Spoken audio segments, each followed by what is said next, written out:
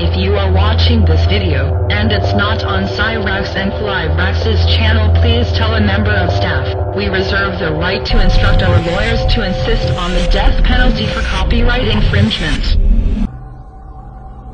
The next step after the Vril flying saucers was the Haunebu series of craft. By 1939 the SS had produced the RFC-5, which it called the Haunebu 1. In August 1939, the machine made its maiden flight, and proved its viability. The early Haunebu 1 craft, of which two prototypes were constructed, were 25 meters in diameter, had a crew of 8, and could achieve the incredible initial velocity of 4,800 kilometers, but at low altitude, further enhancement enabled the machine to reach 17,000 kilometers. Flight endurance was 18 hours.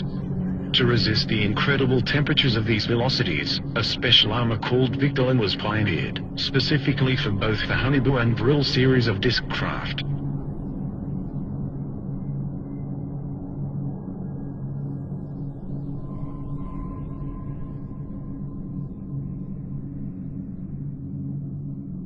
The Haunebu 1 had a double hull of Victolan. The early models also attempted to test out a rather large experimental gun installation, the twin 60mm KSK strong ray cannon. It has been suggested that the ray from this weapon made it a laser, but it was not. It could transmit a powerful energy burst suitable to pierce up to 4 in of enemy armor.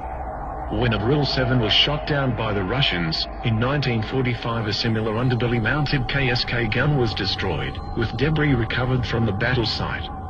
The heavy gun installation, however, badly destabilized the disc, and in subsequent Haunebu models lighter MG and MK cannon was supposedly installed. The Haunebu 1 first flew in 1939 and both prototypes made 52 test flights.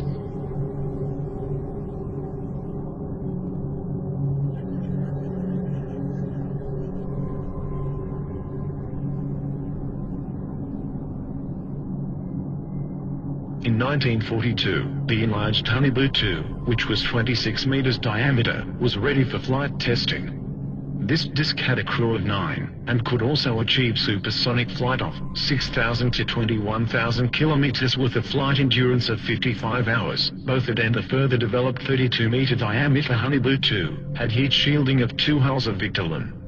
The craft were constructed and tested between 1943 to 44.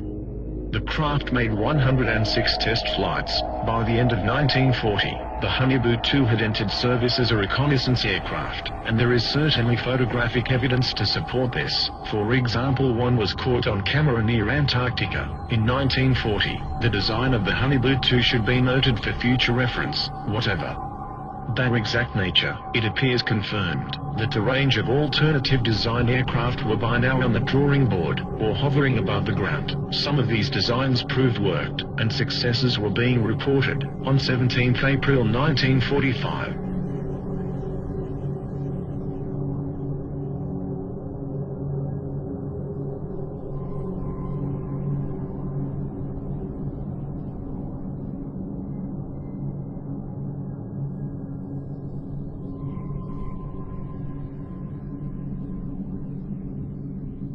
by 1944, the perfected war model, the Haunebu 3, was tested.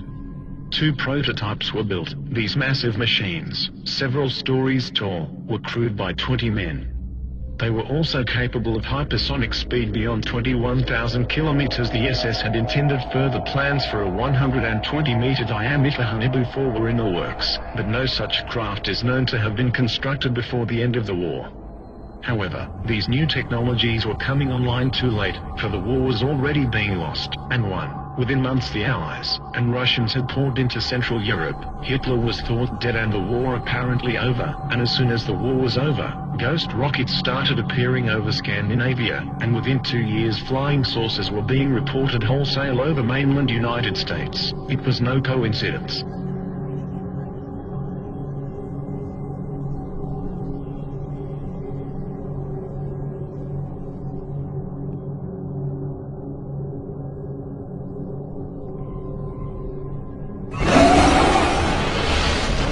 Campus.